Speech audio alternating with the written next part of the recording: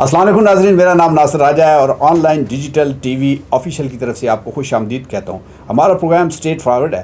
नाज़रीन, आप जानते हैं कि पुलिस को जब कोई ऐसी पार्टी मिल जाए कि जिसमें बेशुमार लोग उस ज़ुमरे में आते हों तो वो खूब अपनी चांदी बनाते हैं। मसलन अभी आपने लाहौर का मीनार पाकिस्तान का वाक़या सुना होगा। पता चला कि 400 लोग उस लड़की के इर्द गिर्द मौजूद थे और पुलिस ने उन 400 लोगों को रगड़ा लगाने के लिए हर उस बंदे को गिरफ़्तार कर लिया जो उनके पहुंच में था, और किसी को कुछ ले दे के छोड़ दिया और किसी को पकड़ के अंदर कर दिया। और जनाब, कराची में इसी तरीके का एक केस है जो हम आपकी गोश गुजार करना चाहते हैं, अपने नाजरीन को बताना चाहते हैं कि एक साहब हैं आमिर फारूकी साहब और उनका एक सब इंस्पेक्टर है अहमद ख़ान मीरानी, जिसके ये सरपरस्त हैं। और ये मनी लॉन्ड्रिंग की आड़ में हर उस ताजर को, हर उस बड़े लोगों को जो बिजनेसमैन हैं या किसी भी हवाले से उनके पास कुछ चार पैसे हैं, ये उनको ब्लैकमेल करते हैं और किसी ना किसी तरीके से उनको अपनी गिरफ्त में लाने की कोशिश करते हैं। हत्ता कि यहाँ तक कि अगर कोई साफ़ी भी इनसे कहे कि जनाब आपका मौक़िफ़ चाहिए, ये केस क्या है, तो वो कहते हैं भी आप भी आ जाएं, आपका भी नाम है। तो हमारे साथ मौजूद हैं सीनियर साफ़ी सदीक़ साजिद साहब, इनसे बात करते हैं। जी सदीक़ साजिद साहब, इस हवाले से आपके पास क्या मालूमात हैं और क्या बताना हमारे नाज़रीन को चाहेंगे?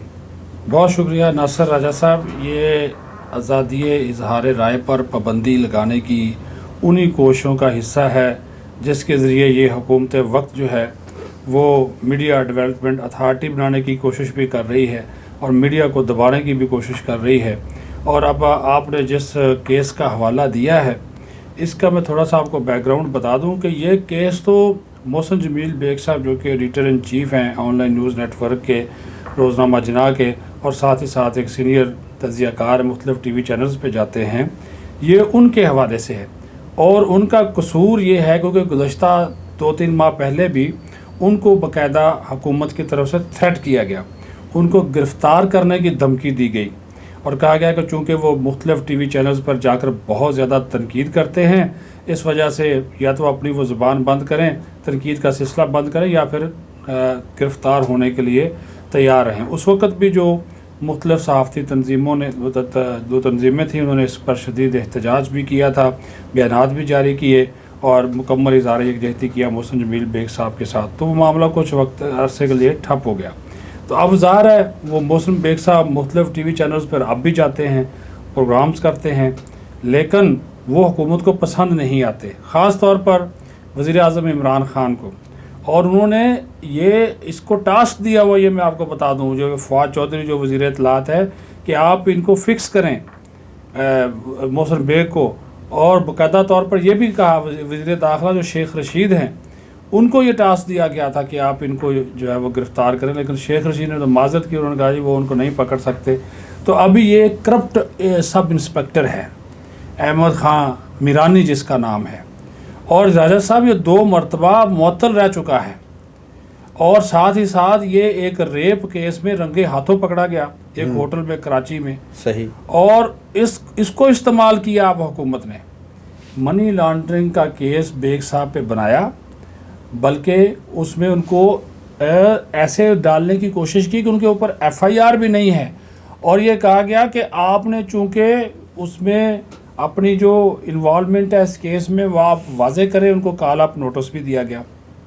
अब मैं आपको एक बात बताऊं कि मोहसिन जमील बेग साहब जो हैं उनको कोरोना डिटेक्ट हुआ है, वो उस वक़्त आइसोलेशन में हैं, और वो अपने वकील के ज़रिए इस सारे केस को वो देख भी रहे हैं। लेकिन एक चीज़ उन्होंने बड़े वाज़े तौर पर कही कि वो इस मामले के ऊपर किसी तौर पर भी दबाव में नहीं आएंगे, और उनको कॉल अप नोटिस जारी किया गया कि ये आप पेश हों, वरना आपके ख़िलाफ़ जो है वो कानूनी कार्रवाई जो है वो अमल में लाई जाएगी।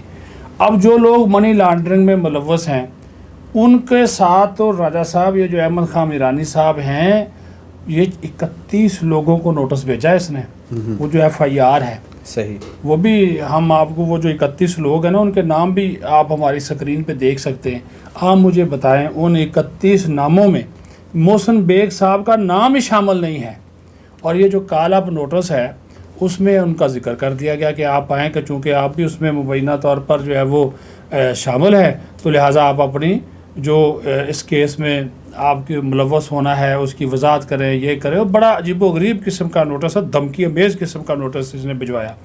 अब जो आपने बात की है, ये कराची, सियालकोट, गुजरावाला, वज़ीराबाद, लाहौर, मुख्तलिफ जो ताजर हैं صنعت کار ہیں جو کسی نے گاڑی امپورٹ کرنی ہے یا کوئی چیز منگوانی ہے، ان کو یہ مصروف بلیک میل کرتے ہیں اور کہتے ہیں چونکہ آپ یہ اپنا جو پیسہ ہے جس کے ذریعے آپ منگوا رہے ہیں اس کو آپ شناخت ظاہر نہیں کر رہے، آپ ڈیلروں کے ذریعے منگوا رہے ہیں، تو یہ منی لانڈرنگ کے زمرے میں آتا ہے۔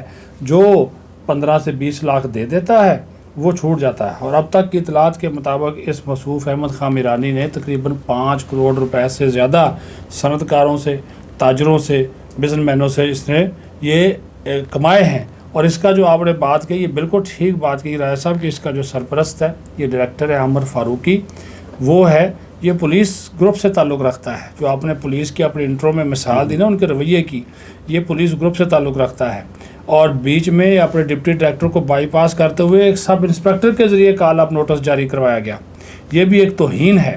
اب یہ بھی دیکھنا چاہیے ایف آئی اے کو کہ کیا ایک سب انسپیکٹر جو ہے وہ کال اپ نوٹس جاری کر سکتا ہے، کسی کو بلا سکتا ہے کہ اس رینک کا جو آفیسر ہے وہ صنعت کاروں کو، ایک طرف حکومت کہتی ہے جی نیب اور ایف آئی اے تاجروں کو، صنعت کاروں کو، بزنس مینوں کو تنگ نہیں کرے گی، دوسری طرف اس طرح کے نوٹس جاری کر کے ان کو بلیک میل کیا جاتا ہے۔ صاحب ایک بات تو بالکل طے ہے کہ جب آپ کوئی غیر قانونی کام کروانا چاہتے ہیں، کوئی بھی برسر اقتدار شخص یا کوئی بھی اقتدار کے نشے میں جو دھت ہوتا ہے، وہ جب کوئی غیر قانونی کام کروانا چاہتا ہے تو وہ ایسے لوگوں کا انتخاب کرتا ہے جو خود بھی غیر قانونی کاموں میں ملوث ہوتے ہیں یا ایسے کاموں میں ملوث ہوتے ہیں کہ ان کے خلاف کیسز بنے ہوتے ہیں، اور آپ نے ابھی بتایا بھی ہے کہ وہ پہلے بھی مختلف ایسے کیسز میں ملوث ہیں جس کی وجہ سے ان کو بھی بلیک میل کیا جا سکتا ہے۔ اور جو دوسری آپ نے ایک اور بات بھی کی آزادی رائے کی، اور جو عمران خان صاحب ہیں وزیر اعظم، جب وہ اپوزیشن میں تھے اور ان کی جو دھواں دار تقریریں ہوتی تھی اور اپوزیشن میں رہتے ہوئے ان کا جس طریقے سے میڈیا نے ساتھ دیا، جس طرح ان کی باتیں عوام تک پہنچائیں، اس کو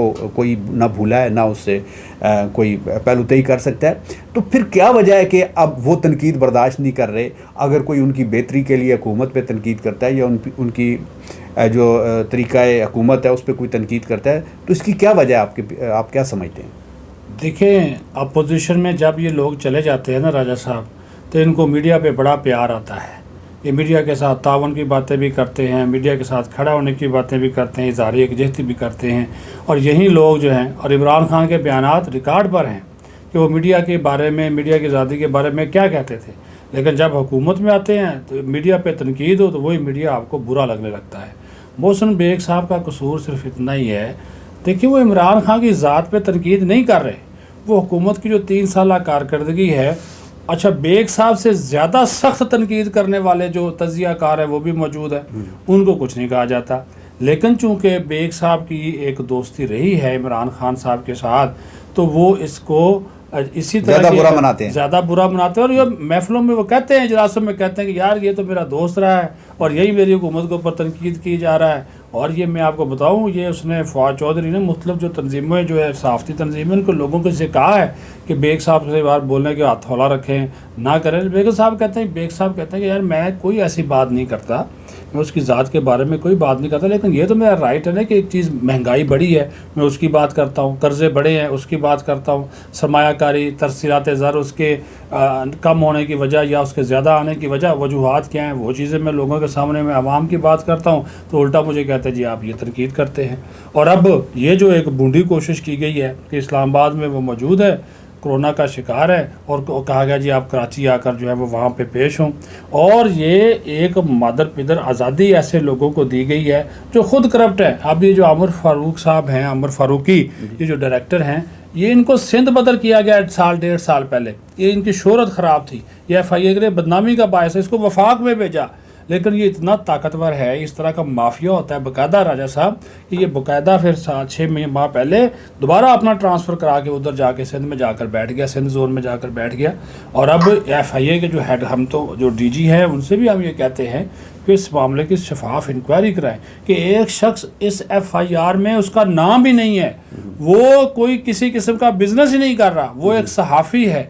اور بیگ صاحب کا قصور صرف اتنا کہ جب ان تک اس طرح کی اطلاعات پہنچی کہ، اور میں نے بھی بطور ایڈیٹر ان سے رابطہ کیا، ان سے بات کی، لیکن بیگ صاحب کی پہلے بات ہو گئی تو وہ اس نے جو میرانی ہے اس نے اپنا موقف دینے کی بجائے اس نے بولا اچھا آپ 5 کروڑ کی بات کر رہے ہیں تو میں آپ بھی ذرا آ جائے نا، ہم آپ کو بھی بلا لیتے ہیں۔ آپ موقف ہمارا جان رہے تھے آپ کا, ہم اپنا موقف تو بعد میں دینے گا, پہلے آپ اپنا موقف دیں. اور یہ تھریٹ کر کے انہوں نے فون بند کیا اور اگلے دن نوٹس ان کو بھیج دیا. تو یہ تو حال ہے یہاں پہ. پھر آزادی آپ نے پہلے بھی دیکھا تھا نا, ابھی یہ کیس لگا ہوا ہے. میں تو بیگ صاحب سے ریکویسٹ کروں گا کہ وہ اس کیس میں سپریم کورٹ میں فریق بنے. 26 تاریخ کو سماعت ہے راجہ صاحب. جو صحافیوں کو ہراساں کرنے کا جو کیس ہے, آپ نے عامر میر کی مثال دیکھی, عمران شفقت کو اٹھایا گیا, FIA نے اٹھایا تھا نا. تو بیگ صاحب اس میں فریق بنے اور جا کر ان کو بتائیں کہ یہ اس طرح کے جو لوگ, ٹھیک ہے اگر بھائی آپ کوئی ایشو ہے یا بیگ صاحب کا کوئی اس میں کردار ہے تو وہ آپ واضح کریں. آپ ایک نوٹس بھیجتے ہیں اور اس میں ان کو تھریٹ کرتے ہیں, ان کو ہراساں کرتے ہیں صرف اس وجہ سے کہ ان کو سبق سکھانا ہے کہ وہ حکومت پہ تنقید کیوں کرتے ہیں.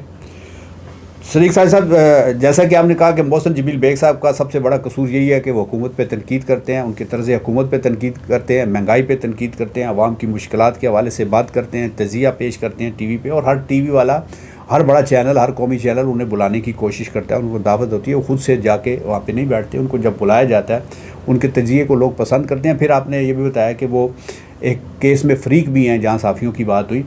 تو 26 کو تو ٹھیک ہے سپریم کورٹ میں ایک وہ ہو رہی ہے, پیشی ہو رہی ہے, سماعت ہو رہی ہے, لیکن اس سے اگلے دن ہی صحافیوں کی بھی مختلف تنظیمیں ایک مظاہرہ کر رہی ہیں اور وہ اسی قسم کی بات ہے کہ حکومت ان کو آزادی رائے کا حق نہیں دے رہی اور ان کو مختلف طریقوں سے نشانہ بنایا جا سکتا ہے. تو کیا یہ میری معلومات درست ہے؟ نہیں بالکل آپ صحیح کہہ رہے ہیں راجہ صاحب. وہ PFUJ نے اور دیگر صحافتی تنظیموں نے یہ جو پاکستان میڈیا ڈیولپمنٹ اتھارٹی لا رہے ہیں اس کے خلاف احتجاج کی کال دے رکھی. وہ بھی میڈیا کا گلا گھونٹنے والی باتیں ہیں, وہ بھی میڈیا کا جو ہے وہ سانس بند کرنے والی باتیں ہیں کہ آپ سارے پیمرا ختم کر دیں, آپ پریس کونسل ختم کر دیں, آپ CPNE, APNS, یہ وہ سارے اداروں کو آپ اپنے مٹھی میں رکھنے کے لیے اور یہ سینٹرلائز چیزیں ساری کر دیں. ان کی رجسٹریشن جس کو آپ کے پسند ہے اس کی رجسٹریشن کریں, جس کو مرضی آپ لائسنس دیں, جس کا مرضی آپ لائسنس کینسل کر دیں.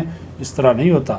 اور وہ اسی وجہ سے لوگوں نے, صحافیوں نے پارلیمنٹ کے مشترکہ اجلاس کے موقع پر پارلیمنٹ ہاؤس کے باہر دھرنے کی کال دے رکھی ہے.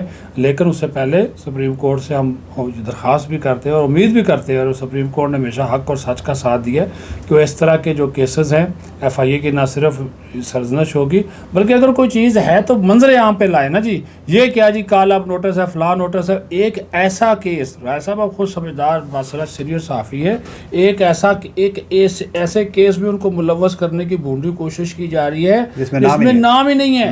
نام ہی نہیں ہے, صرف یہ لکھا ہوا کہ جناب آپ نے چونکہ یہ اس میں آپ ملوث ہو سکتے ہیں, آپ اپنی اس میں وضاحت دیں. اور صرف اس وجہ سے وضاحت مانگی کہ ہم نے ان سے وضاحت مانگی تھی کہ آپ اپنا موقف دیں کہ آپ کے اوپر مبینہ طور پر 5 کروڑ روپے لینے کا الزام ہے مختلف تاجروں سے. کسی سے 20 لاکھ لیے, کسی سے 25 لاکھ لیے. ہم نے بھی کہا کہ آپ پہ الزام ہے, اس کی وضاحت دے دیں.